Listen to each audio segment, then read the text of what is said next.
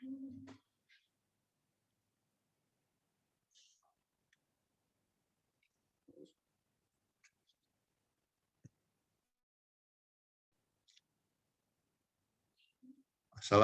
warahmatullahi wabarakatuh.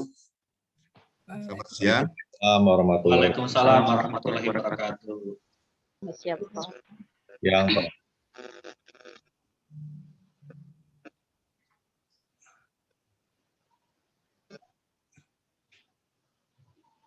Oke. Sebelum saya mulai, ini udah ada berapa ya?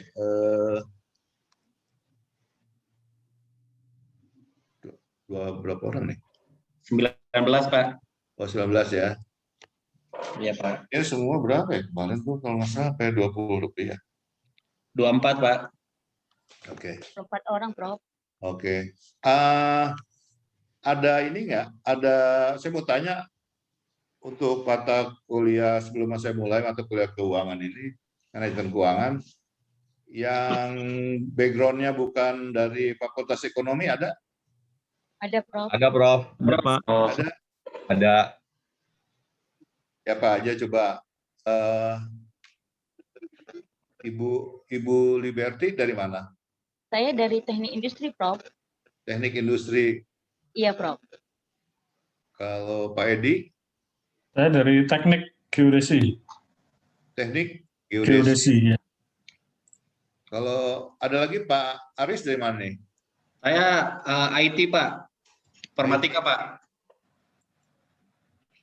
Kemudian yang lainnya Rahmawati. Kalau Hervina, Ibu Hervina? Saya dari Manajemen Administrasi Bisnis, Prof. Oh, manajemen yang ada banding-bandingan ya. Kemudian Pak Riko. Saya metalurgi, Prof. Teknik metalurgi. Oke. Pak Aris. Saya informatika, Pak. Kalau Pak Ibu Siti ini? Dari manajemen, Prof. Hah? Masih manajemen. Manajemen, oke. Oke. Ya saya perlu tahu latar belakangnya supaya saya bisa memberikan materi ini lebih mendasar dulu, karena kalau langsung nanti banyak yang ini. Sebelumnya kan sudah ada Pak Farid ya, semester pertama. Ya. Sebelum UTS, Prof. Oh, sebelum UTS ya, Pak Farid ya. Iya, Prof. Oke. Sekarang kita melanjutkan ke materi berikutnya, itu masalah capital structure ya. Capital structure. Capital structure itu adalah struktur modal. Ya. Struktur modal yang merupakan struktur modal di dalam suatu perusahaan. Itu kalau kita lihat sebelah sisi liabilities, jadi di dalam neraca laporan keuangan tuh ada yang sebelah aset, kemudian ada liabilities, ada ekuitas, ada modal. Jadi neraca itu adalah menggambarkan suatu istilah, menggambarkan besarnya aset, liabilities, dan ekuitas pada tanggal tertentu. Karena besoknya udah berubah lagi pasti perubahan laporan keuangan itu. Karena ada transaksi, ya. Oleh karena itu, kita kalau mau melihat dari kalau kita melihat neraca suatu perusahaan, kalau kita lihat sebelah kirinya, sebelah kiri dari saya ya, kalau saya menghadap Bapak dan Ibu, itu sisi liabilities dan ekuitas. Itu merupakan sumber dana. Sisi asetnya itu penggunaan dana. Jadi sumber dana, penggunaan dana. Sebetulnya ilmu manajemen keuangan itu hanya mempelajari bagaimana mencari dana dan menggunakan dana seefisien mungkin. Nah, kalau kita sudah punya gambaran laporan keuangan, kita akan lebih mengerti nanti berikutnya untuk mempelajari manajemen keuangan. Ya, jadi kalau kita lihat di dalam suatu sumber dana yang membiayai suatu perusahaan itu terdiri dari dua, yang itu dalam bentuk hutang, ada juga yang dalam bentuk modal. Tapi biasanya yang dikatakan modal itu adalah modal hutang jangka panjang, ya, long term debt, hutang jangka panjang. Makanya ada suatu perbandingan, rasio perbandingan, mungkin sudah diajar oleh Pak Farid, adalah untuk mengukur tingkat struktur modal, yaitu debt to equity ratio, salah satunya, yaitu perbandingan antara hutang dengan modal.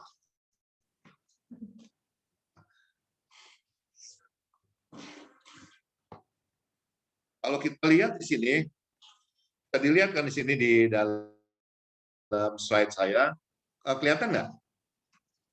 Kelihatan, Prof. Lihat ya, Kelihatan, Prof. itu ada source of long-term capital due from use. Jadi itu apa saja sih sumber daripada modal? Ada long-term capital. Long-term capital itu adalah modal jangka panjang.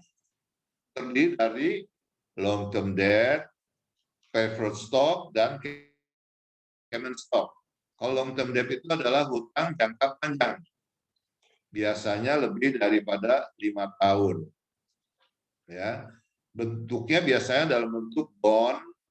Bond itu obligasi, ya. Obligasi itu adalah surat hutang yang diterbitkan oleh suatu perusahaan untuk jangka waktu tertentu, bunganya atau biayanya dalam bentuk kupon. Jadi dia akan mendapat kupon pemegangnya.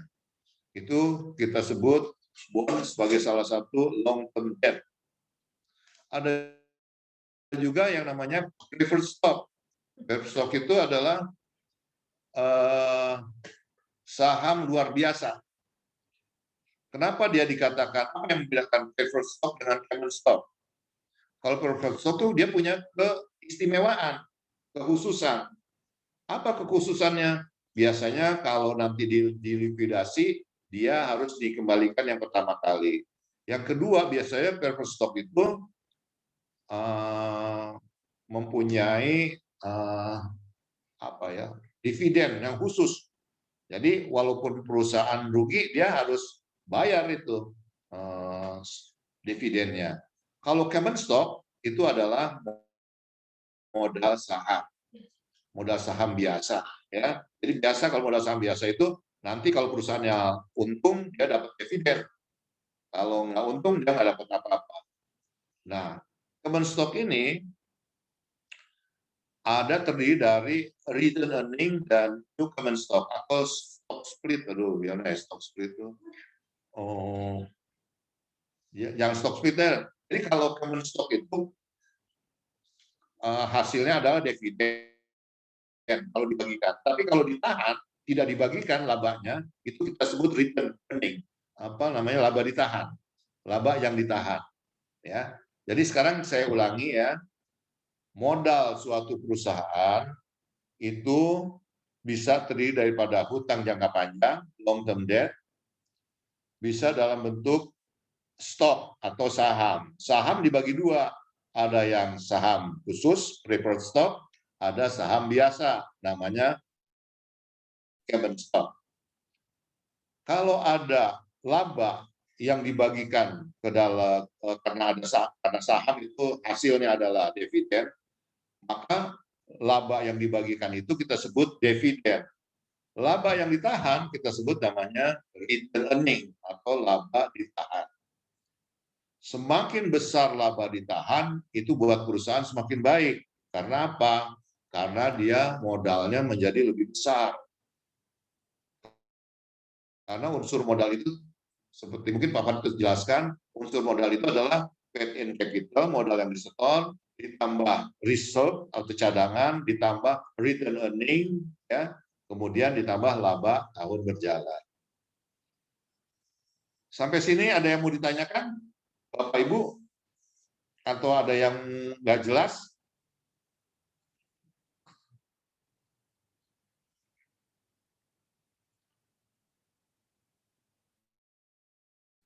Bu siapa? Siti Rubia, ada yang udah paham?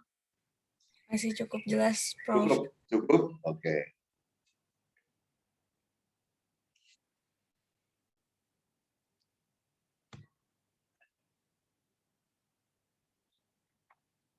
Jadi saya ulangi lagi ya. Ingat terus ya bahwa ini kalau kita ngomong struktur modal itu modal di perusahaan itu terdiri daripada utang jangka panjang dan modal. Ya, modal terdiri dari dua, modal yang saham biasa dan saham khusus. Dividen yang dibagikan atau dividen laba yang tidak dibagikan itu kita sebut namanya return earning. Yang dibagikan kita sebut dengan dividen. Atau bisa juga kita dividen itu dalam bentuk news common stock. Jadi kita keluarkan saham lagi, jadi dia dividen dalam bentuk stok dividen. Labanya dikasih saham, ya, news common stock. Jadi kita keluar. Jadi ada dua kemungkinannya hasil daripada common stock itu, yaitu return earning dan new common stock. Ya. Oke. Izin bertanya, Prof. Ya, silakan. Kalau misalkan Siapa nih? Edi Ya, Nurrahman. Pak Edi. Ya, Pak Edi, apa? Jadi misalkan kalau misalkan kita mau ada suatu proyek, terus kemudian sumber modalnya kita menggunakan dari pinjaman bank dengan tempo katakanlah 1-3 tahun gitu ya, atau kita menggunakan investor individual gitu. Nah itu masuknya di kategori mana itu Pak? Oke, kalau kita punya suatu proyek ya, ini udah keluar dari neraca nih, ya. Tapi kita nanti masukin ke neraca. Kita punya proyek, kita butuh katakan proyek ini jangka waktunya 3 tahun. Kalau proyeknya itu 3 tahun, maka kita harus sumber dananya juga yang 3 tahun. Harus matching nih. Jangan kita butuh 3 tahun, tapi dibiayai oleh hutang yang cuma 2 tahun. Jadi nanti waktu hutang jatuh tempo, proyeknya belum selesai, belum mendapat menghasilkan pendapatan, sudah jatuh tempo harus bayar. Jadi di sini kita akan mengalami kesulitan likuiditas. Jadi kalau mau membiayai sesuatu proyek, itu waktunya, jangka waktunya harus disesuaikan dengan sumber dananya. Nah, untuk jangka waktu yang 1-3 tahun, kalau di dalam neraca, itu masuk long term debt. Tapi untuk yang gini kan, kalau kita punya 3 tahun, misalnya diangsur ya, bayarnya bisa diangsur atau bisa balloon payment, bayarnya pada saat jatuh tempo semuanya. Kalau dia diangsur tiap tahun 1 tahun, misalnya utangnya 6 miliar, jangka waktu 3 tahun, setiap tahun harus ngangsur 2 miliar, maka dari 6 miliar ini, yang 2 miliarnya harus masuk current liabilities, hutang jangka pendek. Karena apa? Karena yang 2 miliar ini akan jatuh tempo 1 tahun lagi. Yang di atas 1 tahun masuk long term debt. Jadi yang 4 tahun, yang 4 miliarnya masuk ke long term debt. Jadi kalau kita punya proyek, jadi tergantung pada pinjamannya mencicil atau membayar pada saat jatuh tempo, balloon payment. Nah ini tergantung, kalau kita nyicil, maka ada 2, yang 2 miliar masuk ke hutang jangka pendek, yang 4 miliar masuk hutang jangka panjang.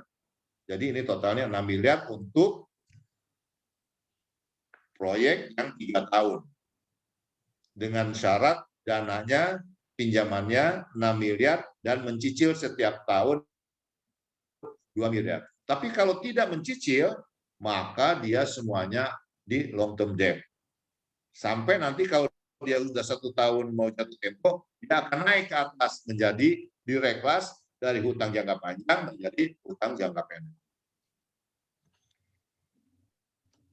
Gimana Pak? Ya, Cukup ini Pak Edi? cukup jelas, Pak Hari. Ya. Jadi di dalam akuntansi itu hutang jangka pendek dan hutang jangka panjang itu biasanya selalu mengalami reklasifikasi karena ada hutang jangka panjang yang sudah akan jatuh tempo setahun lagi itu harus naik ke atas menjadi hutang lancar, ya hutang lancar. Nanti kita belajar juga masalah modal kerja, ini beda lagi nantinya ya. Oke, ada lagi mau tanyakan? Waduh, kok ini hilang ya? Jadi kalau ada long term capital tentu ada short term capital ya, Prof ya? Oh ada. Sebentar ya.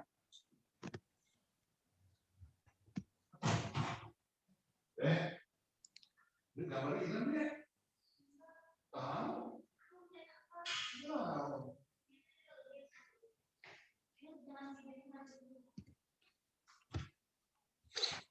Sebentar ya, gambar ini ada yang hilang nih.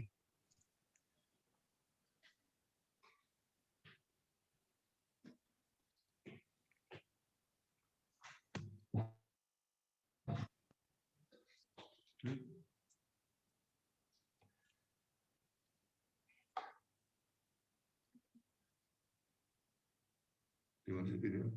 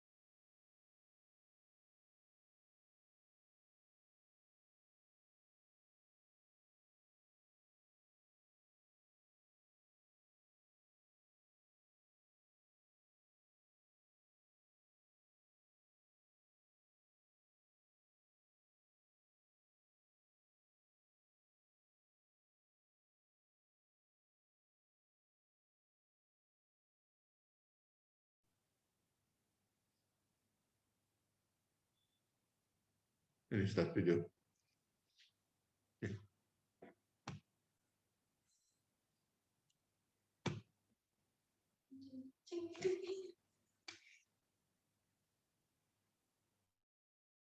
Oke, tadi apa Pak Edi pertanyaannya? Kemana tuh Pak Edi? Ya, maaf Pak. Ada long term capital tentu ada short term capital, Pak ya. Iya, bukan short term capital, tapi itu kalau capital dalam artian hutang ya. Kan modal itu bisa dalam ini. Kalau modal sumber dana itu adalah modal, kalau dari intern katanya modal sendiri, modal perusahaan. Kalau modalnya dari luar itu namanya hutang jangka panjang. Biasanya kalau hutang jangka panjang itu kita anggap sebagai modal dari luar. Tapi kalau hutang jangka pendek itu termasuk modal kerja. Modal kerja itu jangkanya pendek, hanya satu siklus usaha saja diusahakannya, tidak untuk jangka panjang. Karena dia biasanya jangka waktu pendek, biasanya untuk biaya apa? Persediaan barang dagangan, kemudian untuk piutang, cash, itu short term semua. Ya, biasanya membiayai untuk itu. Ya. Nah, sekarang kita lihat capital structure policy, kebijakan struktur modal. Jadi target capital structure itu yang pertama mix of debt, preferred stock, dan common stock. Jadi merupakan campuran ya, dari hutang, modal saham istimewa, hutang, saham istimewa, dan saham biasa. Nah, ini untuk supaya memaksimalkan bisa menghasilkan yang optimal, maka capital structure ini harus digunakan secara optimal oleh kita. Optimal itu yang gimana? Kita harus lihat balance risk and return-nya gimana, maximize the firm stock price gimana.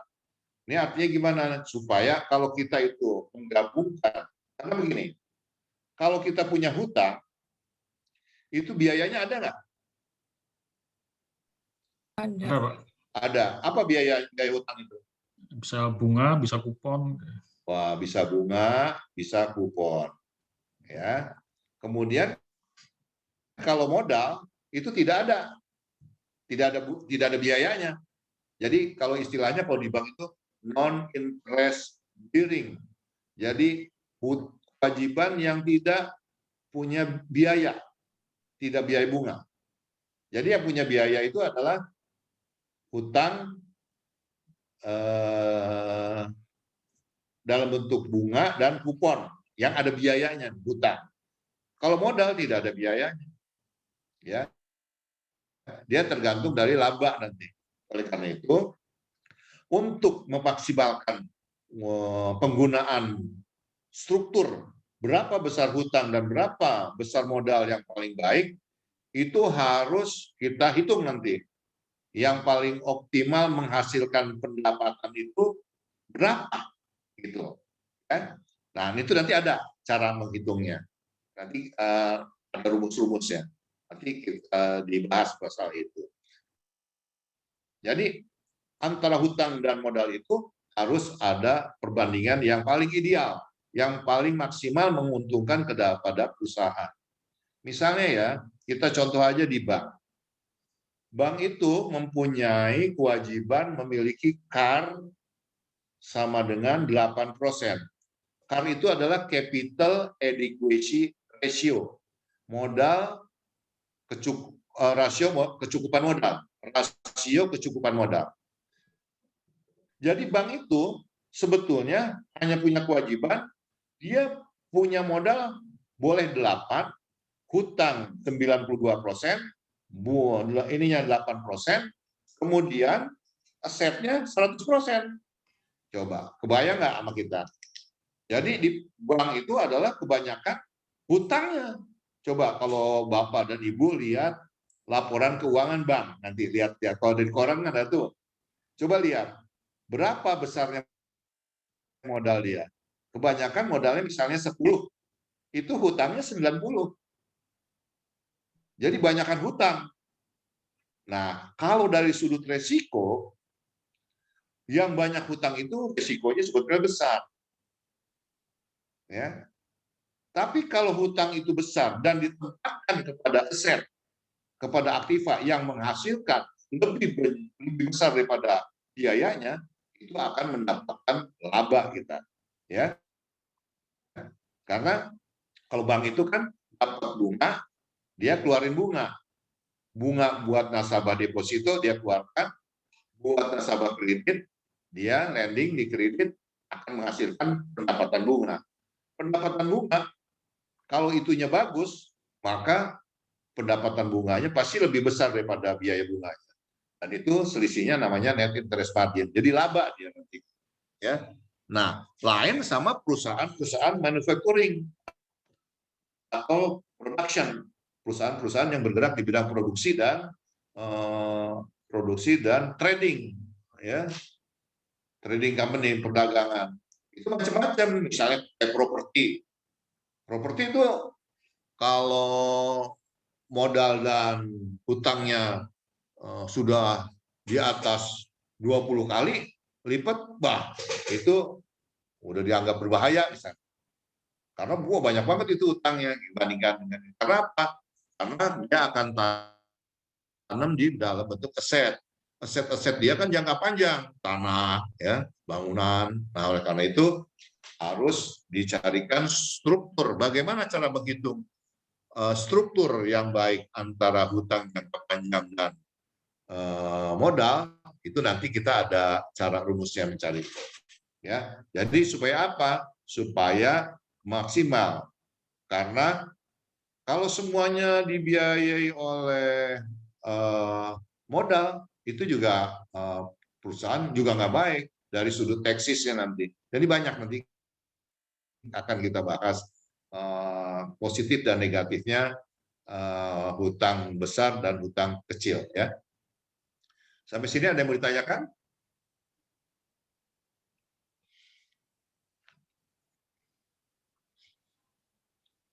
Kalau enggak, kita lanjutkan. Ini sekali saya kalau ada yang tidak mengerti di stop aja ya, karena ini kan banyak yang bukan dari ekonomi background-nya. Jadi nanti bebas tanya aja ya. Kita sharing, kita berbagi pengetahuan. Ya. Kemudian kalau kita lihat capital structure decision, ya, memutuskan bagaimana ini capital structure decision, memutuskan struktur modal.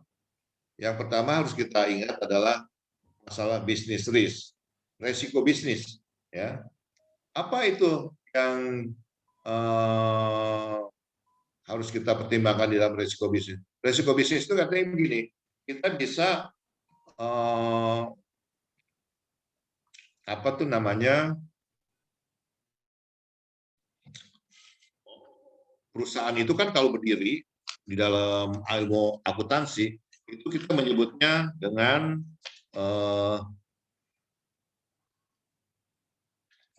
apa namanya, going concern. Ya. Kita tuh nggak pernah mendirikan suatu perusahaan, saya mau bikin perusahaan hanya setahun aja, habis itu mati gitu. Enggak. Kita kalau mendirikan perusahaan itu selalu inginnya hidup untuk jangka yang panjang, ya, tidak terbatas, going concern. Ya. Itu ada prinsip namanya going concern. Nah, business risk adalah resiko yang mungkin saja menimpa kepada suatu perusahaan atau yang menimpa pemegang saham. Misalnya kenapa bisa terjadi hal ini? Misalnya karena terjadinya operasi perusahaan yang rugi, ya, operasi perusahaan yang rugi. Jadi kadang-kadang stakeholder ini mempunyai resiko-resiko yang akan dihadapi di masa yang akan datang. Ada juga perusahaan yang stakeholder itu kadang-kadang mempunyai resiko kalau dia tidak punya hutang. Kalau semua ditanggung oleh dia resiko bisnisnya, maka dia jelek itu perusahaan. Jadi perusahaan yang baik itu adalah perusahaan yang juga memiliki komposisi strukturnya harus ada hutangnya, ya, harus ada hutangnya. Kenapa? Karena di sini kita ada internal control-nya, ada orang yang ikut mengamati perkembangan perusahaan kita. Siapa itu? Itu kreditur-kreditur yang masih memberi pinjaman. Kenapa? Yang memberi pinjaman itu pasti melihat akan memonitor perkembangan usaha. Nah, kalau ada usaha yang dimonitor oleh orang lain, maka pengelola perusahaan itu akan berusaha mengoperasikan perusahaan dengan kinerja keuangan yang maksimal. Tapi kalau tidak pernah ada yang kontrol, itu jadi jelek nantinya. Ya. Perusahaan itu makanya kalau perusahaan itu ada namanya risk management, ada compliant, ya. Nah itu untuk apa? Untuk memonitor operasi perusahaan supaya apa? Supaya resiko-resiko bisnis ini bisa terhindar, ya, bisa dimitigasi, bisa dikendalikan. Ya. Karena setiap usaha pasti ada resiko bisnisnya. Kemudian dari sudut teknis, ya, misalnya begini. Kalau kita punya hutang, ya, kalau kita punya hutang, kita ada biaya bunga. Kalau ada biaya bunga, berarti itu akan mengurangi laba perusahaan. Laba perusahaan itu pajaknya 30%. Ya, pajaknya itu 25-30%. Tapi biaya bunga sekarang itu paling 12%. Jadi kalau kita, ya, kalau kita mempunyai biaya bunga, maka akan terjadi tax saving. Tax saving itu artinya penghematan di pajak. Yang mestinya kita bayar pajak 30, tapi karena bisa kita membiayai bunga 12%, katakan kita ada tax saving. Oleh karena itu, struktur modal ini bisa menentukan besarnya pajak. Ya.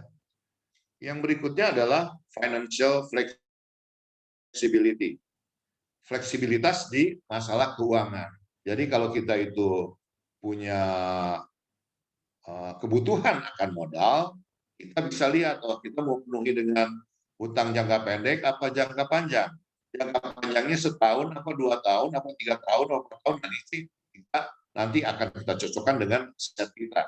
Jadi dengan capital structure ini kita akan mempunyai fleksibilitas daripada finansial, ya, keuangan kita. Kemudian yang berikutnya adalah managerial conservatism or aggressiveness. Jadi dari capital structure ini bisa menentukan kapan kita harus konservatif, kapan kita harus agresif. Ya, kalau ada peluang-peluang bisnis yang besar, maka ini kita harus juga makroekonomi lagi bagus, kita harus mempush kita punya usaha. Nah, di sini kita perlu modal. Nah, modal apa yang kita perlukan yang idealnya? Nah, itu nanti kita bisa pilih jangka panjang, modal sendiri, atau bagaimana. Atau mau kalau konservatif misalnya, takut ya, ada manajemen itu yang sifatnya konservatif, tidak mau ambil resiko kalau ngutang misalnya takut bayar atau gimana. Nah, itu biasanya modalnya besar, hutangnya kecil, ya. Tapi dari sudut tax dia akan rugi, dari sudut fleksibilitas dia akan rugi, ya. Nah, kemudian ada yang growth opportunities tadi nih, kesempatan untuk berkembang. Ada kesempatan berkembang, modal nggak punya. Nah, kemudian kita bisa menggunakan hutang. Nah, cuman kita dalam mempunyai hutang atau modal, kita harus belajar capital structure. Belajar komposisi yang paling baik antara capital, antara hutang dan modal. Sampai sini ada yang mau ditanyakan? Silakan. Mungkin ada yang sudah bekerja, ada masalah-masalah di dalam perusahaannya yang kadang-kadang kalau saya ngajar keuangan dan dia bawa masalah perusahaannya tuh ditanya-tanya, Pak kalau di perusahaan saya ada gini-gini, silakan ya. Silakan Bapak Ibu kalau yang mau ditanyakan silakan.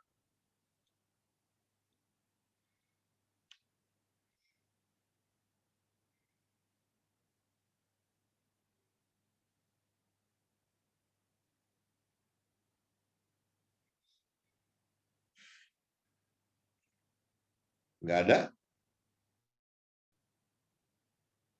Ini nanti nggak ada nanti ujian pada nggak bisa.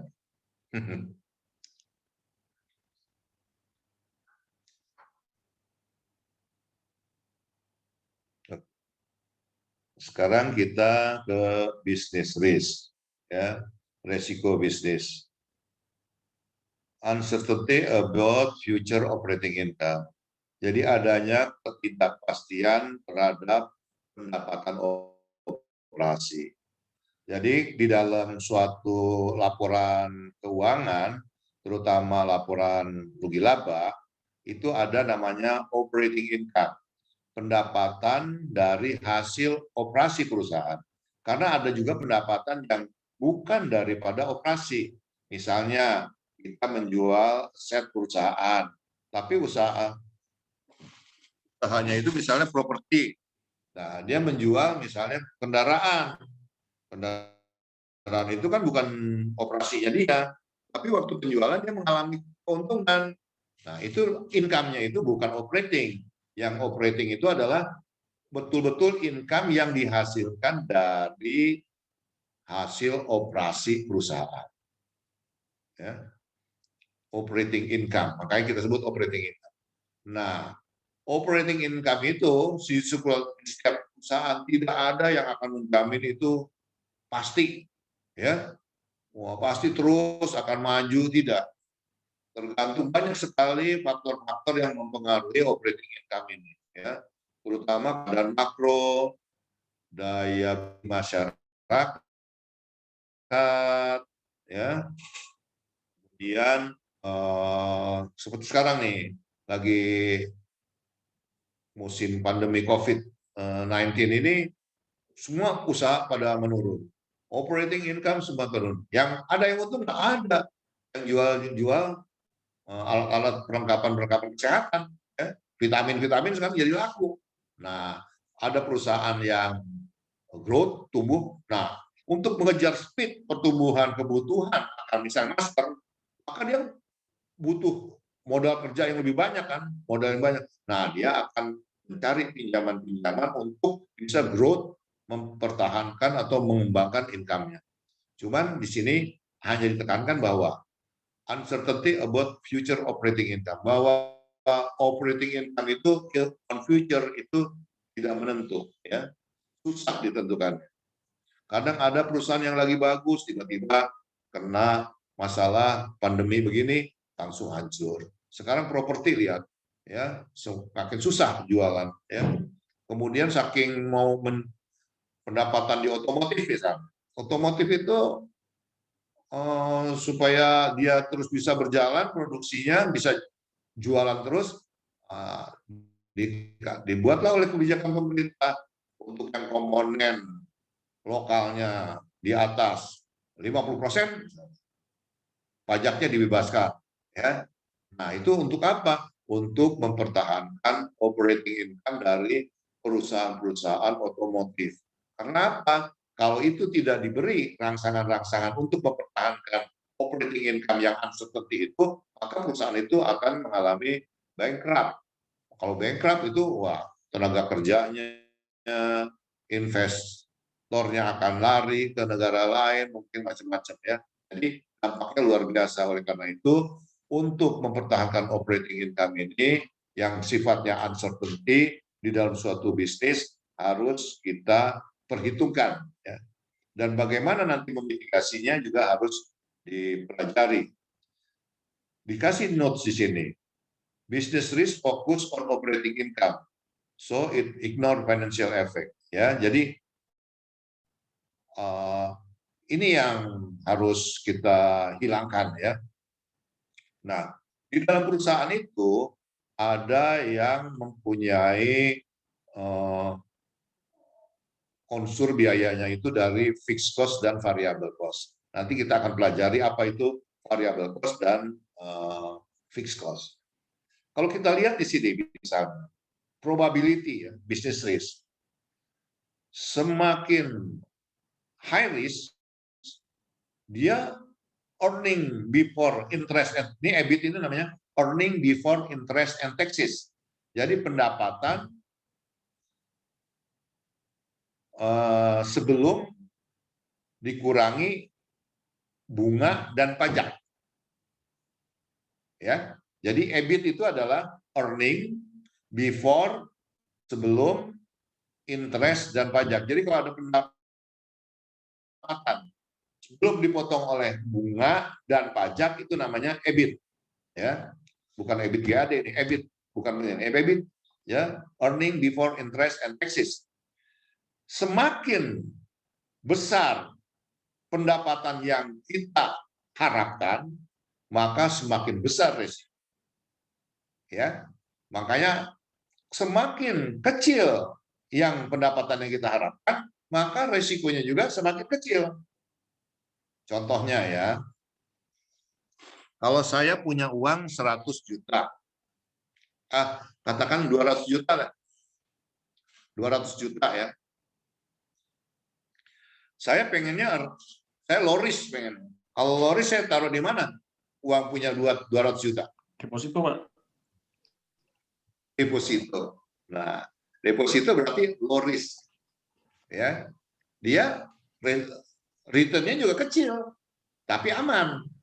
Nah, kalau bisnismen itu nggak gitu, orang yang risk lover. Dia mencintai risiko. Dia senang, wah, kalau punya 200 juta, saya beli angkot. Ya, beli angkot katakan 200 juta. Satu hari dapat setoran 200.000. Ya, 200.000 kali sebulan udah hampir 6 juta kan. Kalau 6 juta, satu bulan 6 juta. Kalau 1 tahun berarti 72 juta. 72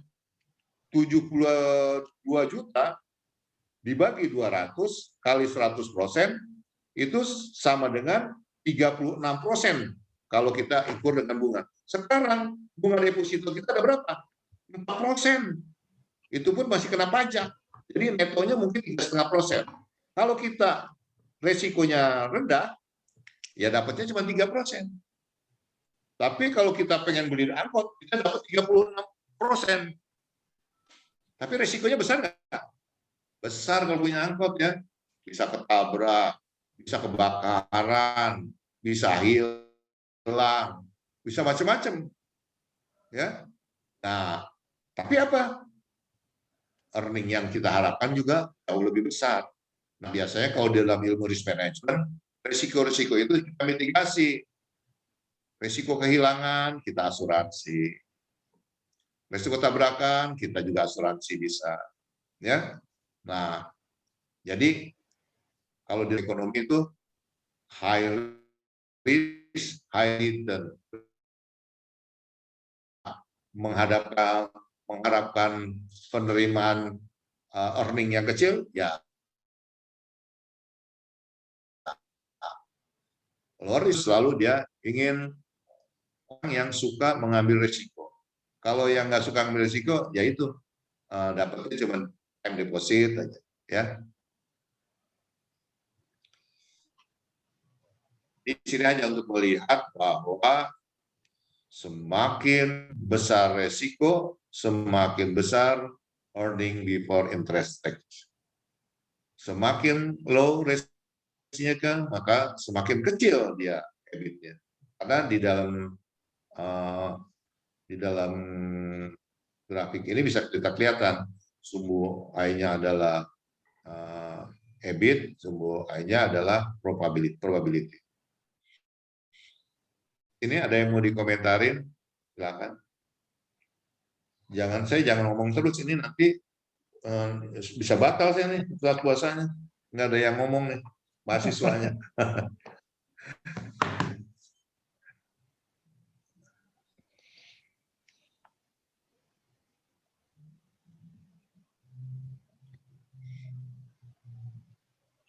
Nah, sekarang kita bahas masalah apa saja sih faktor-faktor yang mempengaruhi resiko bisnis.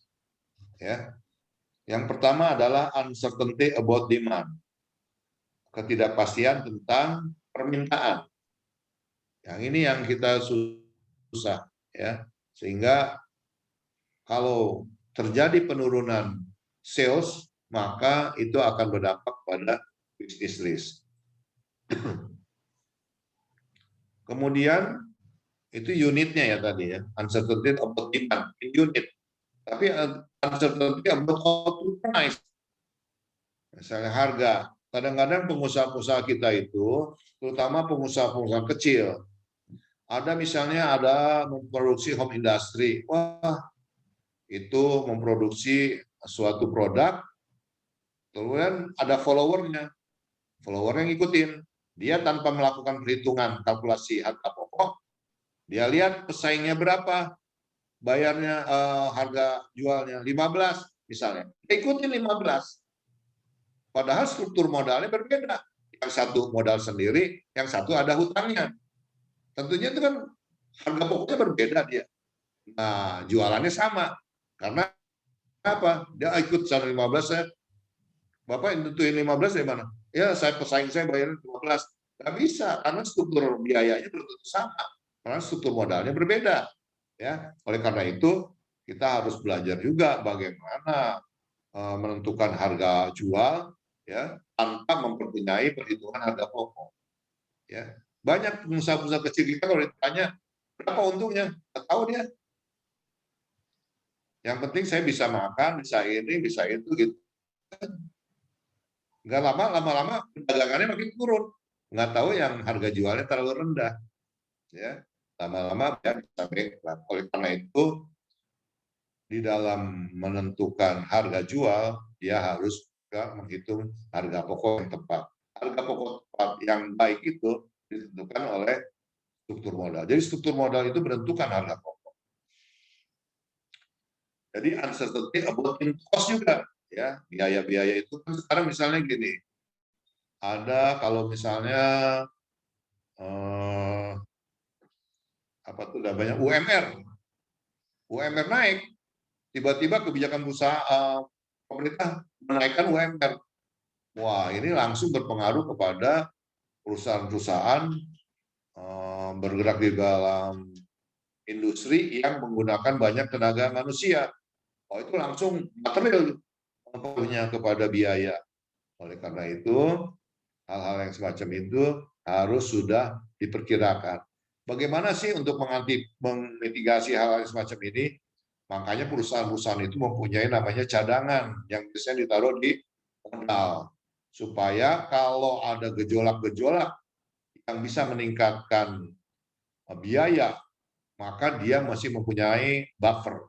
Ibaratnya kalau misalnya motor itu ada shock breaker-nya.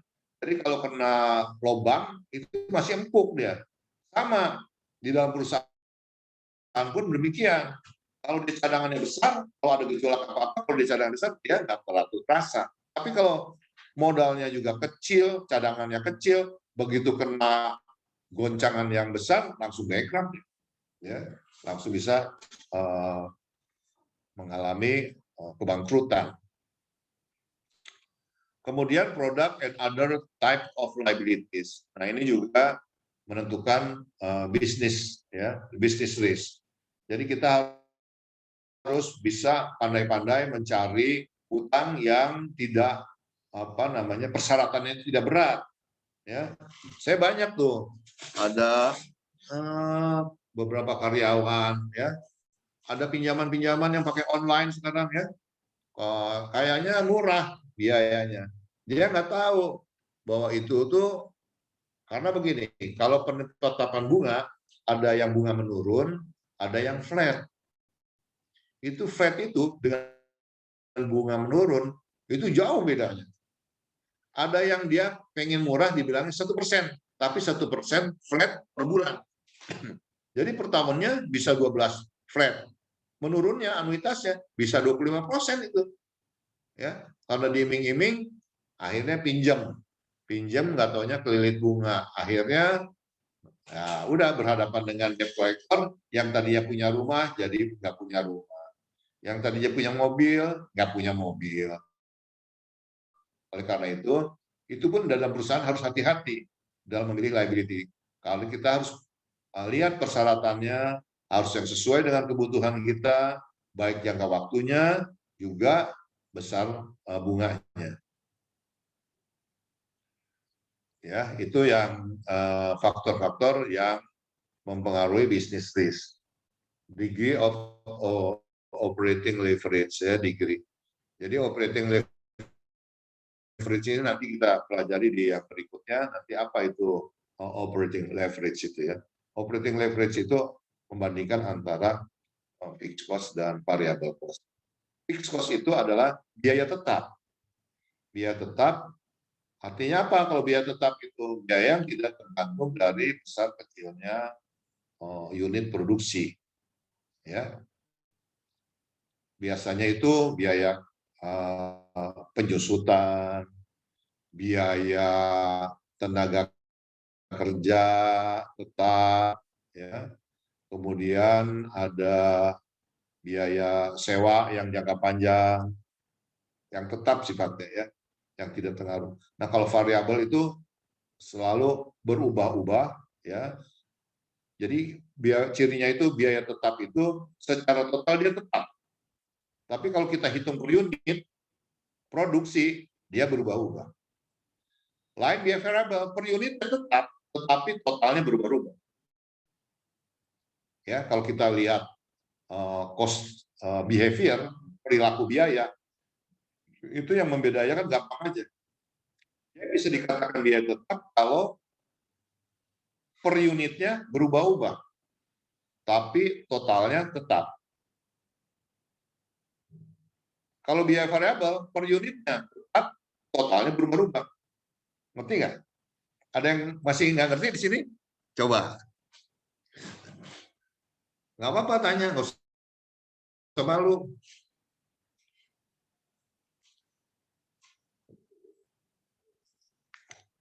Sekarang misalnya ada satu unit A Rp10. Kalau 10 unit, berapa jadinya? 10 kali 10 kan? Jadi 100 kan? Iya. Kalau 1 unit kali 10 sama dengan 10.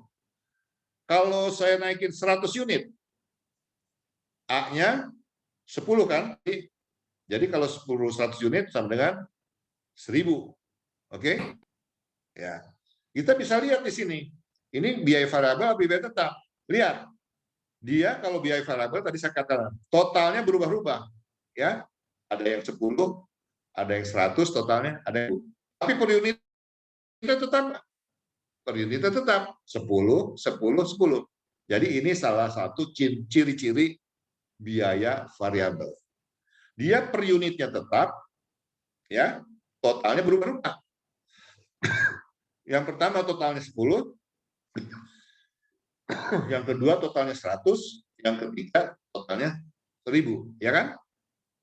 Oke. Sekarang kita lihat yang biaya tetap. Kalau kita memproduksi 1 unit, biaya tetapnya itu 10.000. Kalau 10 unit, ya tetap dia 10.000. Kalau 100 unit, ya tetap dia 10.000. Ini namanya biaya tetap. Makanya kita bisa lihat. Jadi kalau yang tadi 1 unit 10.000. Kalau 10 unit 10.000 juga. Kalau 100 unit 10.000 juga. Kita lihat di sini, dia totalnya tetap. Kalau tadi totalnya berubah-ubah yang variabel. Ya, totalnya tetap. Tapi kalau kita hitung per unit, coba. Yang pertama 10 dibagi 1 10.000. 10.000 dibagi 10 1.000. Yang satu 10.000 dibagi 100 1.000. 100. Kan berubah-ubah per unitnya. Oleh karena itu kita sebut biaya tetap, totalnya tetap, per unitnya berbeda-beda. Tapi kalau biaya variabel, totalnya berubah-ubah, per unitnya tetap. Itu mencirikan antara biaya tetap dan biaya variabel. Karena degree of operating leverage jadi adalah membandingkan antara biaya tetap dengan biaya variabel.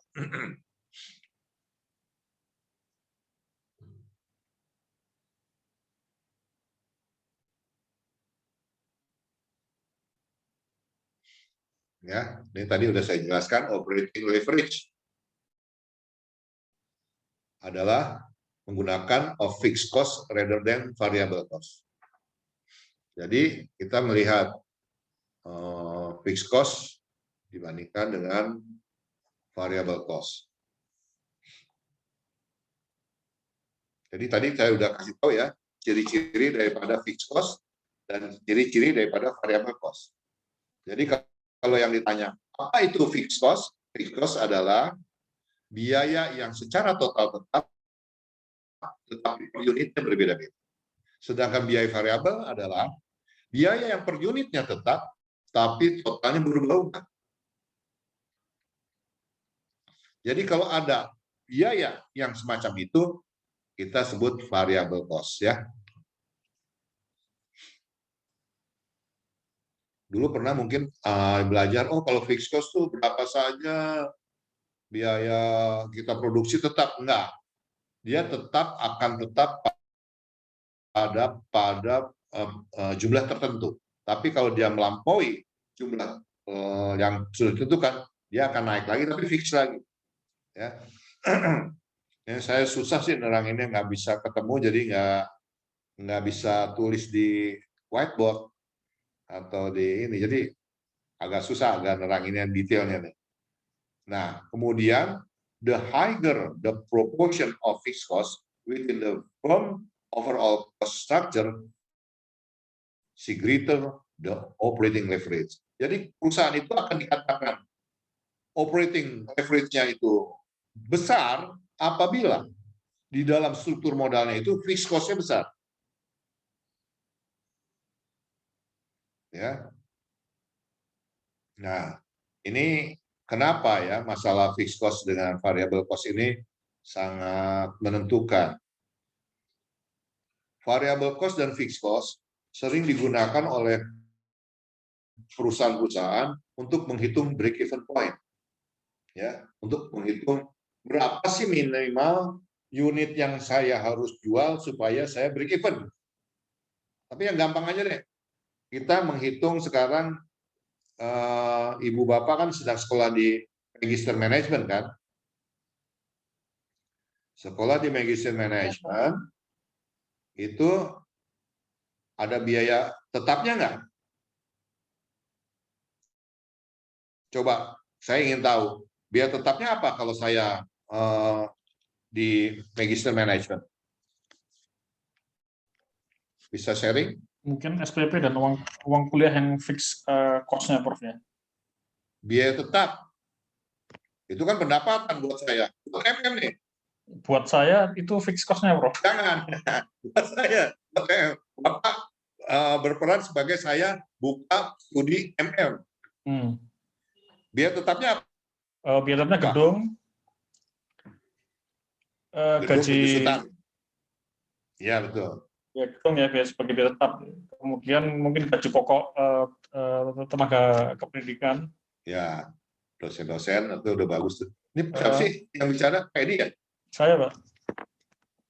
Siapa saya itu Pak Edi? Ini nggak ada ini nih.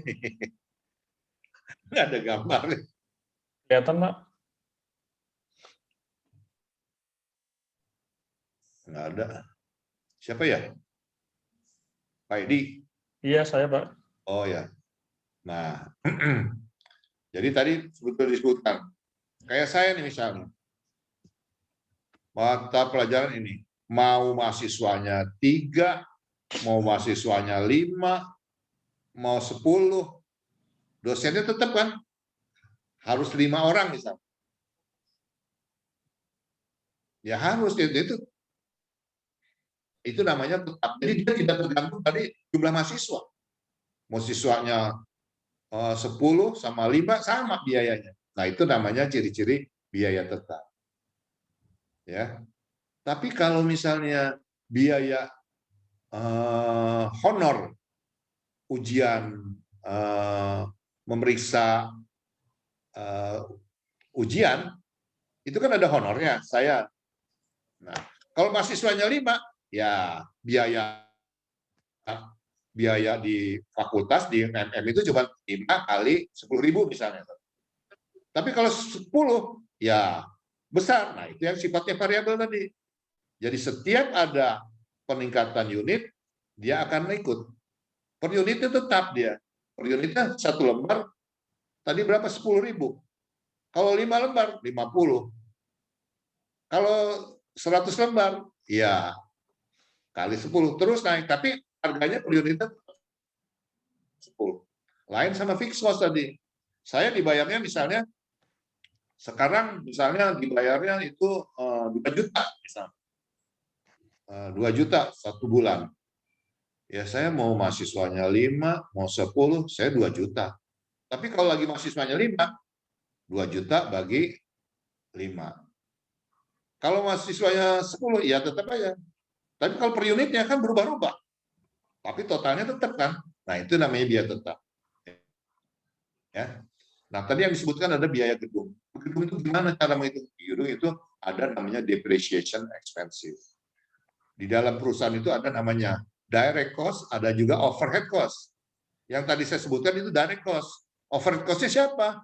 Overhead cost-nya itu saya mesti gaji siapa? Tata usaha saya. Ya, mesti gaji orang bendahara saya yang ngatur-ngatur keuangan. Mesti ada maintenance ada servis kebersihan, cleaning service. Nah, ini semua head cost namanya. Biaya-biaya untuk mendukung operasi perusahaan. Tapi biaya tetapnya itu adalah honor dosen, ya, gaji dosen bulanan itu juga. Oke, jadi udah ada kebayang ya, apa itu fixed cost, apa itu variable cost. Nah, dari tadi yang aktif Pak Edi terus nih. Padahal Pak Edi bukan ekonomi loh. Biasanya orang-orang bukan ekonomi itu lebih kritis kalau nanya ya, lebih tajam dia karena dia ininya matematikanya, lebih logikanya lebih terlatih dari awal. Yang terakhir, higher operating leverage lead to more business risk. Jadi tadi seperti saya katakan, semakin besar operating leverage-nya, semakin besar overhead cost-nya, itu kita semakin besar risk-nya. Misalnya gini, sekarang lagi mahasiswa, lagi pandemi begini, jumlah mahasiswa turun. Fixed cost kita kan harus ada yang cover nih. Ya, harus ada yang bisa menutupi. Tapi kalau jumlah mahasiswanya lama-lama menurun, kalau you buat yang fixed cost-nya besar, itu akan mengalami bahaya, ya, financial risk yang cukup bahaya. Oleh karena itu, kita harus di dalam perusahaan itu sangat banyak perusahaan mencegah fixed cost. Makanya banyak di buruh itu kan namanya buruh kontrak, KKWT. Ya, dia mau tetap. Kenapa? Kalau tetap itu berat. Kalau ada apa-apa, biayanya semakin besar. Jadi walaupun volume usahanya menurun, dia biaya yang nggak bisa dihindarkan. Namanya kalau di dalam istilah cost accounting itu unavoidable cost. Biaya-biaya yang tak dapat dihindarkan karena dia sudah fix. Tapi kalau variable cost itu unavoidable cost, biaya yang bisa dihindarkan oleh kita. Kalau kita nggak berproduksi, ya kita nggak ngeluarin biaya itu. Ya. Tapi kalau biaya tetap, mau berproduksi, mau jualan, mau enggak, biaya itu segitu keluar. Oleh karena itu, semakin besar fixed cost, maka resiko bisnis dari juga semakin. Ya, sampai sini ada yang mau dikomentarin, silakan. Prof mau tanya, Prof. Iya. Ya, itu terkait dengan perbandingan antara fixed cost sama variable cost. Itu yang dianggap berbahaya itu kalau angkanya berapa ya, Prof? Mungkin ada nggak studinya gitu, Prof? Kalau misalkan perbandingannya misalkan dua fixed cost, terus satunya variable cost, itu udah anggap sudah alert gitu, udah bahaya. Ada nggak, Prof, seperti itu, Prof? Kadang-kadang kan kita juga kan namanya usaha itu kadang-kadang ada yang namanya kalau misalkan kita yang fixed cost misalkan gaji pegawai, ada engineer di sana terus ada sales yang memang harus ada gitu loh, Prof. Tapi memang demand-nya lagi jelek. Tapi memang butuh yang namanya kegiatan sales dan mungkin quality control sehingga kalau misalkan kita mau potong biaya fixed cost-nya jadi nantinya ya ini namanya ini pertimbangan ya, Prof. Tapi kalau misalkan menurut teorinya, kalau udah 2/3 nih kayaknya udah bahaya banget, atau mungkin kalau udah 4/5 bahaya gitu, ada angka pastinya nggak, Prof, itu, Prof? Ini pertanyaan awam ya, Prof, ya? Nggak apa-apa, bagus itu. Itu kan pertanyaan orang kritis itu kalau gitu ya. Jadi kalau di dalam struktur modal, struktur cost structure, itu nggak ada patokan-patokan, itu tidak ada. Cuman kita, kalau saya nih, kan saya pernah pegang perusahaan di BUMN. Ya. Jadi buat saya itu paling usahakan semaksimal mungkin fixed cost itu tidak terlalu terus bertambah yang berkelanjutan itu tidak. Misalnya seperti sales, kan ya, orang sales. Saya selalu gajinya kecil, tapi insentifnya saya gedein. Variabelnya saya besarkan. Karena apa? Karena kalau dia tetap, dia nggak jualan, tetapnya besar, nggak rugi saya. Tapi dia nggak ada effort nantinya. Nah, biasanya kita gajinya kita kecilkan.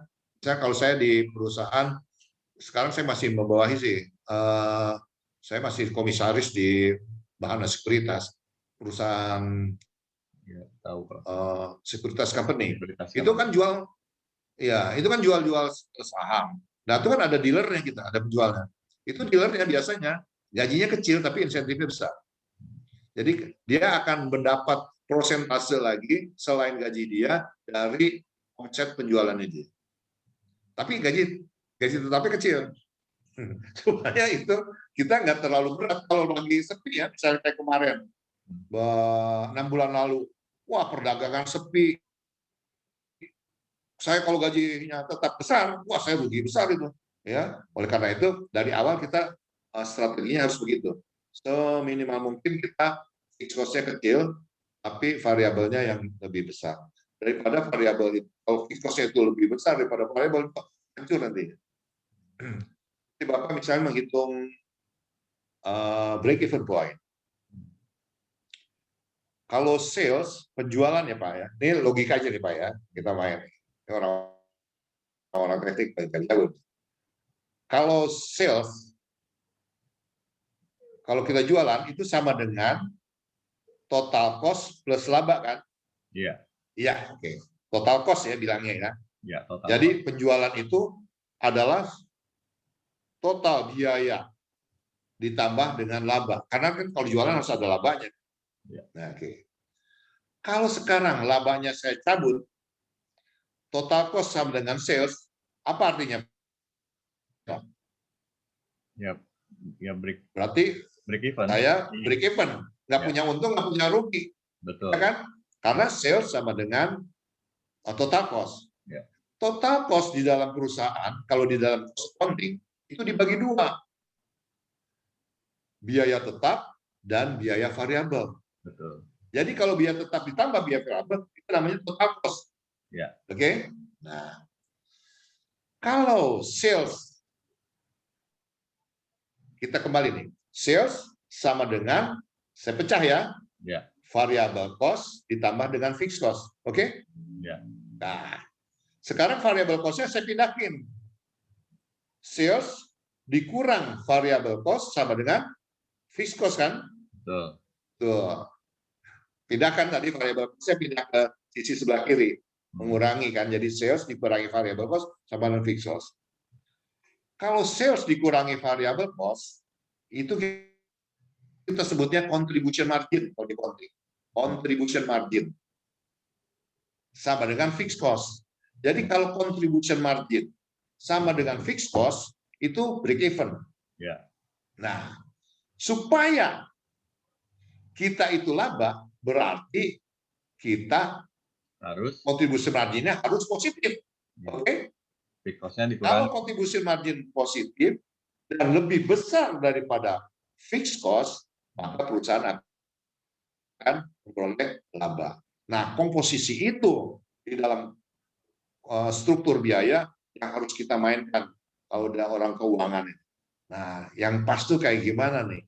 Supaya contribution margin itu harus positif lebih besar daripada fixed cost. Karena apa? Kalau contribution margin sama dengan fixed cost, itu kita break even. Jadi supaya kita bisa laba, maka contribution margin ini harus lebih besar daripada fixed cost. Nah, contribution margin itu apa? Sales dikurangi variable cost. Nah, inilah yang kita sebut dengan controllable cost, biaya yang bisa kita kendalikan. Tapi kalau fixed cost nggak bisa, udah fix, udah apa-apa juga udah segitu aja, given dia. Oleh karena itu kita lihat komposisi daripada sales dan variable cost. Di sini nih margin ini yang kita gunakan untuk, karena ini nanti ada tuh strategi-strategi untuk bersaing itu menggunakan contribution margin, itu strategi-strategi itu. Gitu Pak. Ya Pak.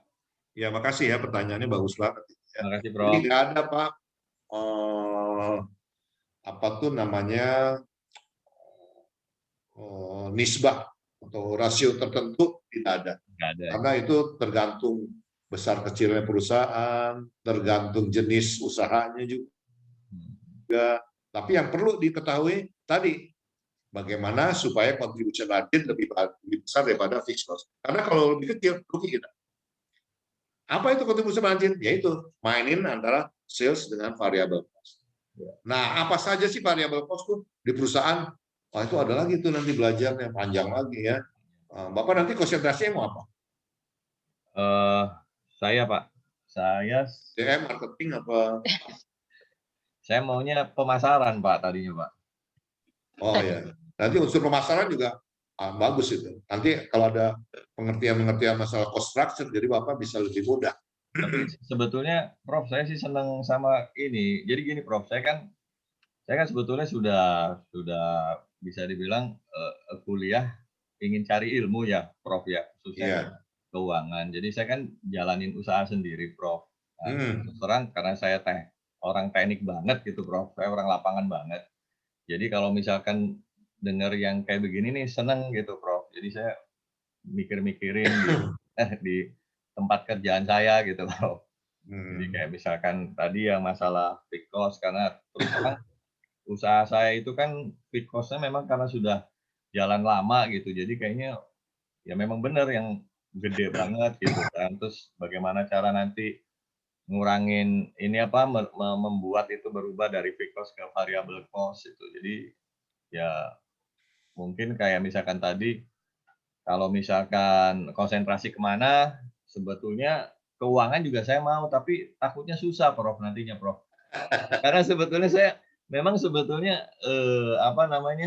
memang orientasi saya memang orientasi pengen tahu aja gitu Prof. Kadang-kadang kalau udah usia saya gitu kan, kalau harus baca buku lagi kan lama Prof. Tapi kalau ketemu sama Prof langsung begini kan enak gitu. Jadi shortcut buat saya gitu Prof. Ya, terima kasih sekali Prof. Iya. Memang dari seluruh angkatan di Magister Management, saya kan ketua program studi di S3 ilmu manajemen juga. Itu yang ngambil keuangan itu pasti sedikit. Jadi paling banyak tuh SDM, baru marketing, dan paling sedikit ada keuangan. Kenapa keuangan sedikit? Satu, ya katanya susah ujian ya.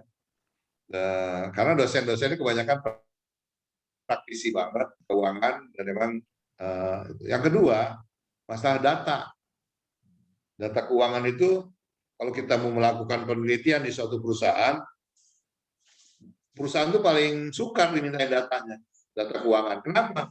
Karena banyak rahasianya, banyak yang disembunyikan ya, atau takut kelihatan struktur keuangannya sehingga pesaing bisa mengadakan persaingan yang jahat gitu ya. Oleh karena itu sukar dapat data. Makanya kebanyakan penelitiannya itu menggunakan data-data ya dari Bursa Efek Indonesia, yaitu melalui secondary data, yaitu di IDX ya, di bursa. Jadi itu biasanya judulnya cuma itu aja, membosankan kadang-kadang saya juga ngujinya. Tapi kan kalau marketing, SDM itu kan banyak variabel lainnya, dan bisa melakukan penelitian dengan menggunakan kuesioner ya.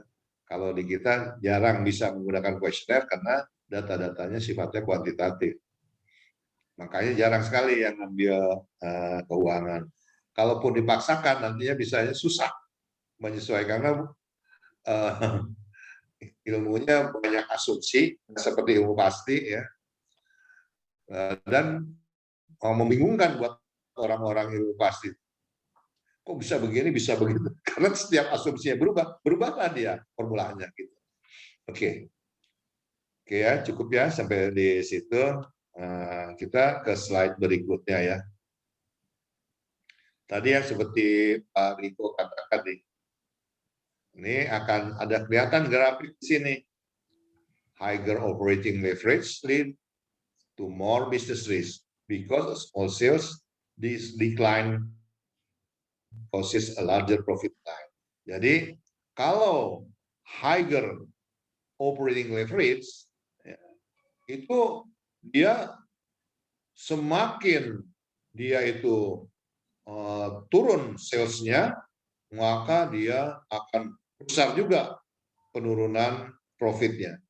Nah, kita lihat tuh di situ, ya, kalau salesnya itu turun, lihat berapa dia mengalami penurunannya dibandingkan dengan yang sebelah kiri dan kanan. Dia lebar itu. Karena kalau fixnya itu naik, kan fixnya tetap. Jadi berapa unit pun dia diproduksi, yang sebelah salesnya sales berapapun dia fix, tetap datar, fixed cost makanya. Fixed cost ditambah variable cost tambah dengan total cost. Variable cost itu yang ini, ya. Kemudian ditambahin, jadi total cost. Nah, kalau revenue, penerimaan dikurangi dengan total cost, itu namanya saya bilang profit. Jadi sales dikurangi total cost tambah dengan profit. Bisa kita lihat, kalau yang operating leverage rate-nya itu besar, maka dia kalau ada penurunan sales, dampaknya juga ngehitnya besar, turunnya. Tapi kalau yang kecil, maka dia akan kecil juga turunnya. Oleh karena itu, disinilah kita menunjukkan bahwa semakin besar fixed cost, maka semakin besar kita punya resikonya. Oke? Tapi di dalam bisnis, high risk itu high return gitu loh. Jadi, ya di sinilah tergantung, bahwa biasanya pengusaha-pengusaha inilah yang bisa mengetahui sebesar apa besar resikonya dia dan seberapa besar usaha dia melakukan mitigasi atas resiko itu. Ya, ada yang mau ditanyakan dari kedua grafik ini? Bisa kita lihat di situ ya, bahwa ada yang higher operating leverage yang sebelah kanan dan yang sebelah kiri itu yang kecil. Karena apa? Lihat perbandingan antara fixed cost dengan variable cost-nya. Kalau variable cost-nya itu banyak, besar, fixed cost-nya kecil, ya setiap penurunan sales atau setiap penurunan penerimaan, maka dampak dari penurunan sales, dampak penurunan revenue-nya juga kecil. Tapi kalau yang operating leverage-nya higher, penurunan sales sedikit aja, dia ngehit profitnya besar juga. Oke. Ada yang mau ditanyakan sampai sini?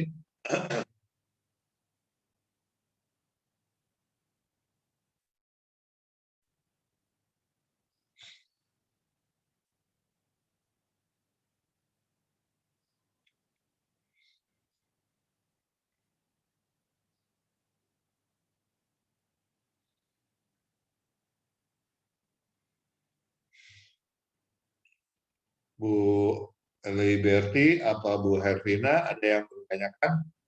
Atau siapa nih, Pak Suryanto? Nggak apa-apa, tanya aja. Malu-malu ya. Iya.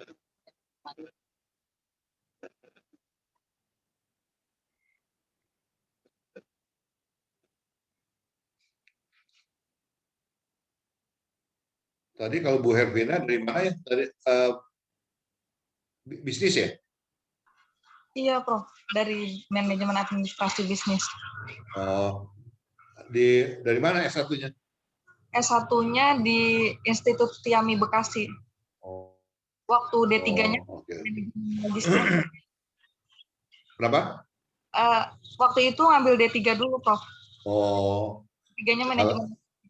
Oke. Udah mengerti dong ya ini ya. Ya, jadi itu hanya buat menggambarkan berapa besarnya operating leverage itu kalau misalnya fixed cost itu lebih besar jauh dibandingkan dengan variable cost-nya. Itu sangat berbahaya. Karena apa? Dampaknya setiap penurunan sales, maka dampak kepada penurunan profitnya juga cukup besar. Oleh karena itu, kita harus bisa menjaga antara perbandingan antara fixed cost dan total cost yang paling ideal.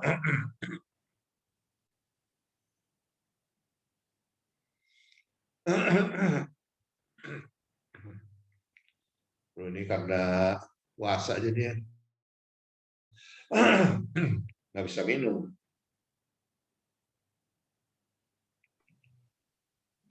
Oke, sekarang bisa kita lihat di sini. Ini typical situation, higher operating leverage rate to higher expected. Jadi kalau kita bandingkan, tadi kan ada higher ya. Kalau higher itu artinya fixed cost-nya itu tinggi, variable cost-nya rendah. Ya, dampaknya apa? Dampaknya tadi kalau misalnya sales-nya turun, maka dia profitnya juga akan cukup besar. Nah, kalau kita lihat di sini, tadi saya sebutkan bahwa kalau setiap ada resiko yang tinggi, tetapi EBIT-nya itu tinggi. Earning-nya yang kita harapkan masih tinggi. Bisa dilihat ini, high operating leverage. Lihat, kalau high, itu profitability-nya, EBIT-nya tuh lebih panjang, ya, lebih besar. Tapi kalau misalnya low operating leverage, ya EBIT-nya lihat tuh, kecil. Ya, karena di sumbu atasnya ada probability, kemungkinan probability, sebelah kirinya adalah EBIT-nya. EBIT itu tadi apa? Earning before interest and taxes. Ya. Jadi earning belum dipotong interest dan taxes. Kenapa interest dan taxes? Karena interest itu dianggap oleh suatu perusahaan yang bukan keuangan merupakan biaya non-operating income, non-operating expenses. Taxes juga demikian. Jadi dia setelah kita menghitung seluruh pendapatan dikurangi biaya, ada operating income, nah itu kita sebut biasanya dengan EBIT sebelum dia dikeluarin, sebelum dia dikenakan interest dan pajak. Jadi probability-nya itu untuk yang high operating leverage, ya memang resikonya pendapatan yang diharapkan juga EBIT-nya lebih besar ketimbang low operating leverage. Ya.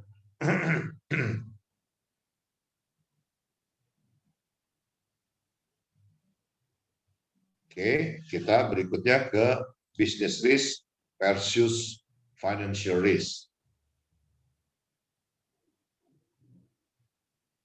Kalau business risk itu adalah uncertainty in future EBIT. Jadi ketidakpastian di masa yang akan datang tentang earning. Itu business risk kita sebut. Sekarang gini, kalau misalnya kita mengalami kerugian, ya, apa dampaknya secara keuangan? Maka modal kita akan kesedot, ya, kesedot oleh kerugian bisnis kita. Jadi kalau modal itu kita modal 100, terus tahun pertama kita rugi 10, berarti modal kita tinggal 90. Nanti rugi lagi, makin lama modalnya makin ciut. Nah, semakin panjang kerugian kita, semakin sering melakukan kerugian, maka kemungkinan kita backup itu makin besar. Bangkrut itu makin besar. Oleh karena itu, harus dijaga nih. Karena apa? Bisnis ini akan berdampak kepada financial risk, kepada dampak resiko keuangan. Resiko keuangan apa yang bisa terjadi? Nanti kita bisa terjadi apa? Likuiditas kita susah. Apa itu likuiditas? Kemampuan perusahaan. Siapa yang tahu likuiditas? Liquidity ratio coba. Kalau kemarin udah belajar kan sama Pak Farid. Mungkin siapa nih, Bu Hervina? Bisa nggak jawab? Buat apa kita menghitung liquidity ratio? Ada yang tahu? Kalau nggak salah untuk kemampuan membayar utang jangka pendek ya Pak? Ya, jadi kalau perusahaan itu sering mengalami kerugian terus-terusan, maka dia kemampuan untuk membayar utang jangka pendeknya itu tidak ada. Ya, nggak ada punya kemampuan. Karena apa? Uang kasnya itu akan kegerus terus sama kerugiannya. Sebaliknya kalau perusahaan laba, kalau semakin perusahaan laba, maka dia uang kasnya itu makin besar, alat likuidnya makin banyak, maka likuiditas dia membaik. Kalau likuiditas membaik, biasanya perusahaan itu capital structure-nya juga akan membaik. Jadi itulah salah satu dampak daripada kenapa business uncertainty in future EBIT itu dikategorikan sebagai business risk. Kemudian yang berikutnya adalah depend on business factor, competition, operating leverage, dan lain-lain. Jadi kita juga kalau sedang berusaha business risk, kita harus mengamati ada perusahaan pesaing kita enggak. Kita kalau punya ada pesaing, kita harus amati dia. Jangan diam aja gitu ya. Nah, ini saya punya pengalaman ya, berbagi pengalaman kepada Bapak Ibu semua. Dulu Pak Puan itu waktu saya tahun 86, saya tuh tahun 86 sudah menjadi dekan Fakultas Ekonomi. Dulu umur saya masih 31. Ya, dulu dekan termuda, sekarang udah dosen tertua. Ya. Nah, dulu saya melihat begini, dulu masih gubuk-gubuk, ada bangunan besar-besar itu. Ya, atasnya masih pakai apa tuh namanya asbes, tidak ada bertingkat, semuanya tidak bertingkat. Bawahnya tuh floor, pakai semen aja, nggak ada tehelnya. Kapur masih pakai kapur, ngajarnya pakai blackboard. Kita lihat Universitas Juanda waktu itu di Ciawi yang punya Menteri Alam Syahratul Prawiran Negara. Oh itu tahun pertama kali saya kaget melihat bangun masjidnya dulu gede banget masjidnya. Ya, habis itu dia buka kampus. Saya bilang waktu itu sama Pak Rektor, wah itu pesaing kita tuh. Kalau dia bangun kita nggak bangun, hati kita. Jadi kita harus lihat, kita amati dia. Oh dia bangun, kita harus bangun. Kalau nggak bisa mati kita. Ya, makanya kita terus membangun. Nah, jadi di sini kita apa? Kita harus lihat ada kompetitor kita harus jangan diam aja. Kenapa? Ini bisa menyangkut ke bisnis buat saya gitu. Nah, kemudian kita lihat juga operating leverage-nya bagaimana. Jangan sampai fixed cost kita itu jauh lebih besar dibandingkan dengan variable cost. Karena apa? Kalau semakin besar turun sales-nya, maka semakin besar kita dampaknya kepada rugi laba kita. Jadi kompetitor itu harus diamati. Dilihat kalau pesaing lagi ngapain, jangan pesaing bangun kita diam aja ya. Pesaing mengadakan komputerisasi, digitalisasi di dalam pengajarannya, kita diam aja nih kan. Kita punya LSM segala, kita mesti ikutin. Supaya apa? Supaya kita memitigasi terjadinya bisnis risk ya. Itu juga kalau punya usaha-usaha Bapak nggak bisa tuh diam aja. Kalau ada pesaing, ada follower. Misalnya di kita aja dulu. Di Bandung aja contohnya. Ada yang jualan serabi sampai pakai kupon, nunggu. Tapi kan serabi itu gampang diikutin. Banyak followernya. Ya, banyak orang-orang kalau ikutkan usaha laku, dia bikin juga serabi. Bikin lagi serabi. Nah kalau kita diam aja, kita nggak melakukan inovasi atas serabi itu, dari awal sama aja begitu, mati kita. Tapi nanti kita apa yang membeda kita? Itu sebuah apa yang membedakan kita? Kalau kita nggak punya beda daripada yang lain, mati kita. Jadi inovasi itu harus terus kita lakukan supaya apa? Mempertahankan usaha kita dan menghindari bisnis risk yang bisa terjadi pada kita. Karena semakin banyak saingan yang lebih bagus, pasti kita akan mati nanti. Mengikuti usaha itu, follower itu sangat mudah sekarang.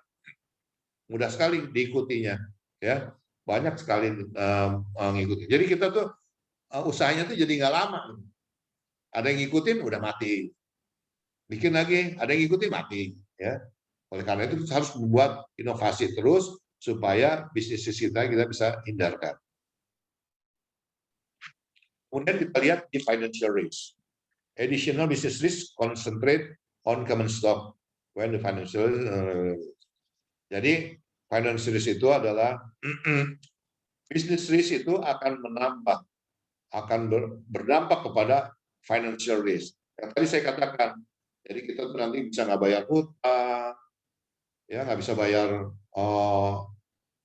kewajiban-kewajiban bayar buruh, bayar apa, nah likuiditas kita akan terganggu.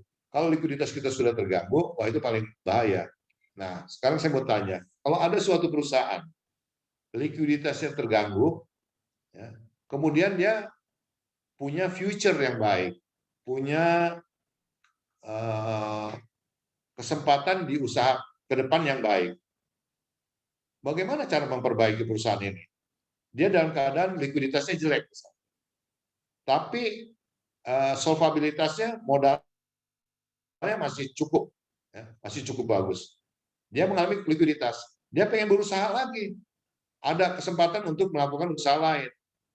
Gimana kira-kira kalau ada perusahaan yang likuiditasnya jelek, tapi ada opportunity untuk meningkatkan bisnisnya?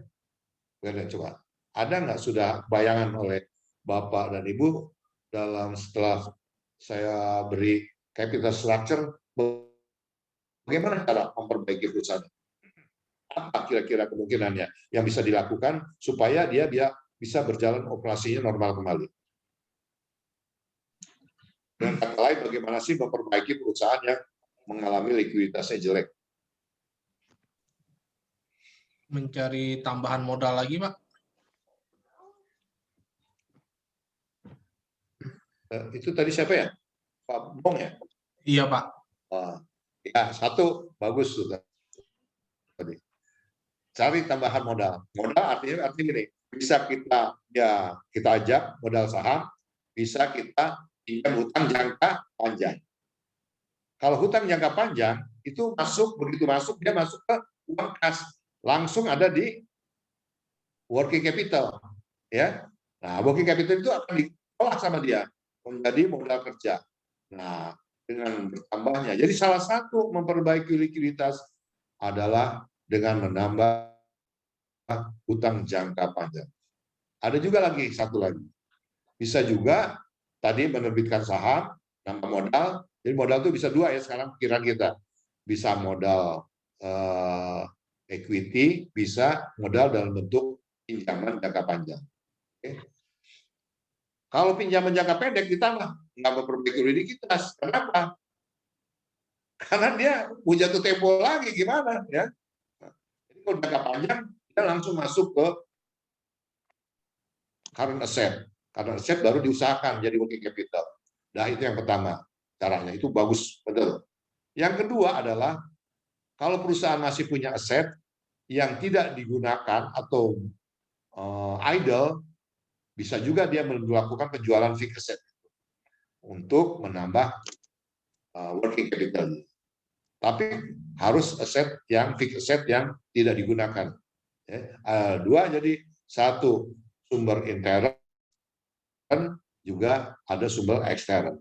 Bisa pemegang saham yang nambah modal, bisa juga nambah hutang, bisa juga menjual fixed asset yang tidak bermanfaat atau tidak idle di dalam perusahaan. Ya, oke. Nah, udah bagus. Ini udah agak mulai jalan ininya ya, logika finance-nya. Ini nggak berani saya terlalu dalam karena banyak yang latar belakangnya bukan dari ekonomi ya. Yang makanya kalau ada yang mau ditanyakan silakan. Pak, mau tanya Pak. Yes. Cuma kayaknya agak melenceng sedikit, tapi masih ada hubungan ini Pak. Iya. Jadi contohnya ada satu perusahaan nih Pak. Dia lakukan trial untuk uji coba apakah si unit bisnis baru ini visible apa tidak. Kemudian dilakukan penyertaan modal. Nah, begitu berjalan kehabisan modal Pak. Sementara itu kan baru fase uji coba. Jadi opsi yang mau diambil itu melepas saham. Tapi kali ini kan barang-barang sudah ada yang beli, Pak. Nah, terus kemudian faktor resikonya kan sudah dikurangi karena idenya sudah berjalan. Memungkinkan nggak kalau seandainya sahamnya dilepas dengan harga yang berbeda ketika dulu? Nah, itu menentukan harga sahamnya gimana, Pak, ngevaluasinya?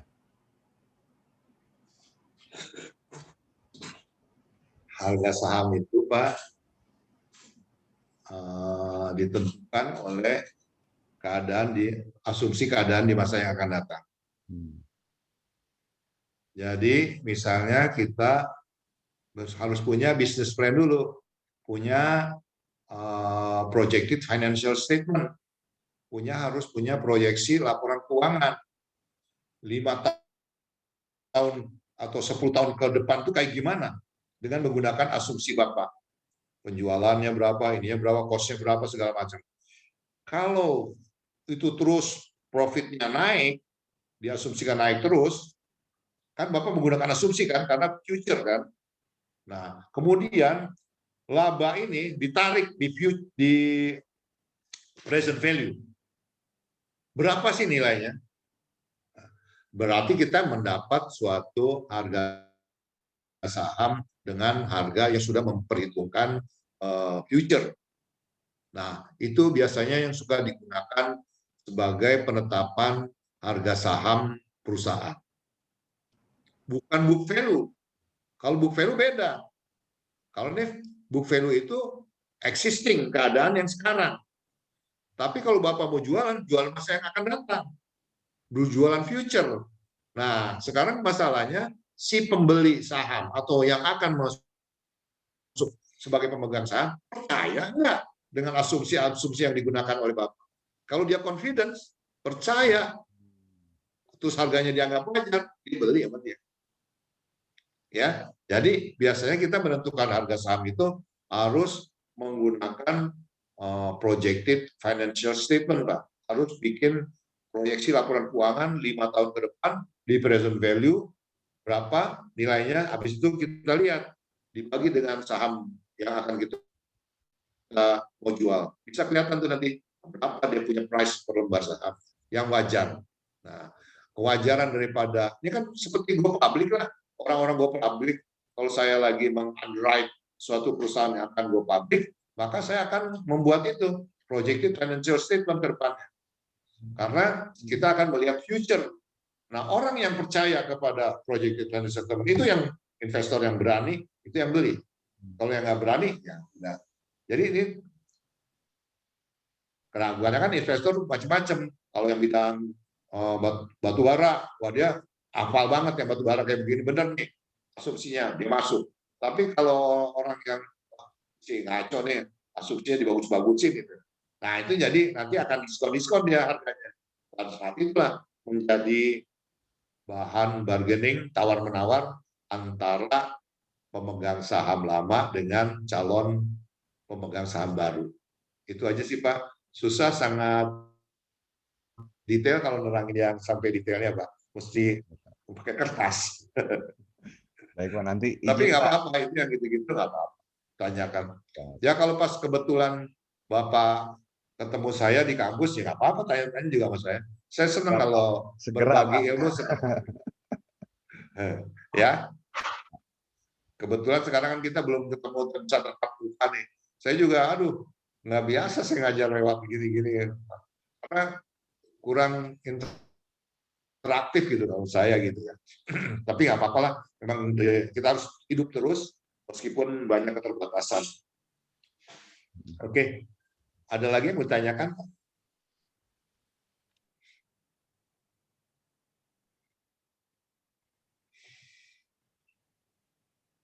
Kalau tidak ada lagi yang akan ditanyakan, gini aja deh. Nanti ini karena yang berikutnya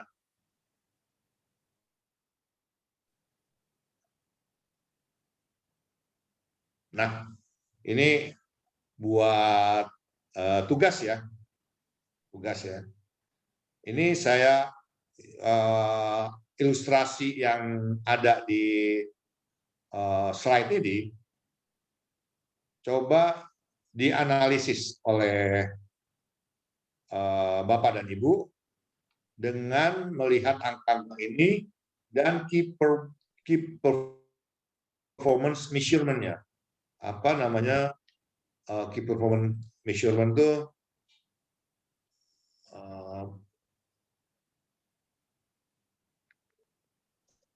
ukuran menentukan kinerjanya, ya.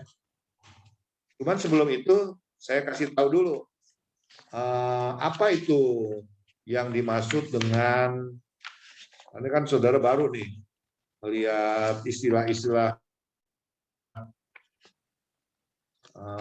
Ini ada NOPAT, tahu ya? Sudah ada tulis di bawah NOPAT, Key Performance Measurement, NOPAT. NOPAT itu adalah EBIT. NOPAT itu sendiri adalah apa? Singkatan apa NOPAT? Net Operating After Tax. Silakan dicatat ya. Net Operating After Tax. Terus di situ ada ROIC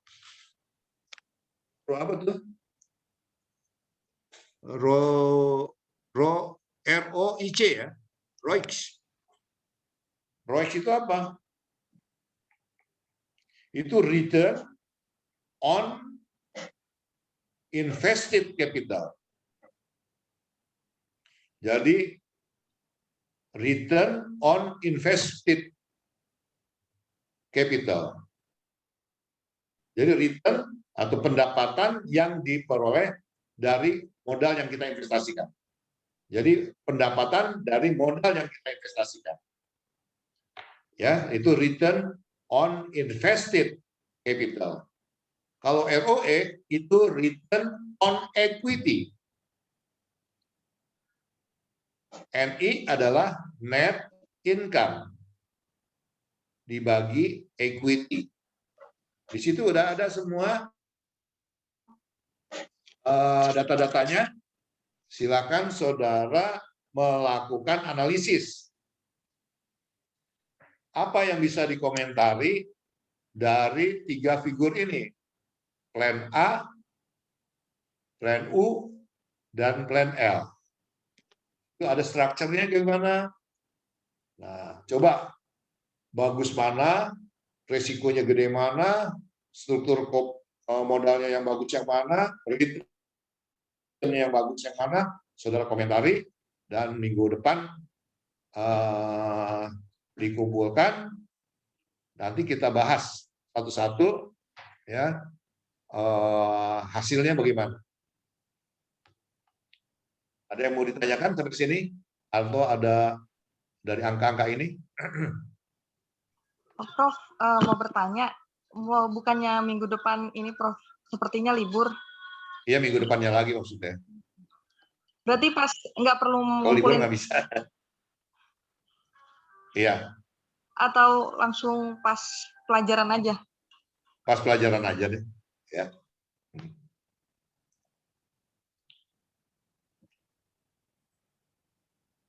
Ada yang bertanyakan dari angka-angkanya sebelum saya akhiri?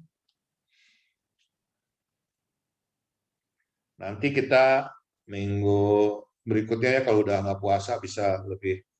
Saya ada utang lagi, kemarin lagi kita libur kan, nanti kita ada kuliah yang panjang ya, mungkin ada yang sampai 4 jam nanti ya.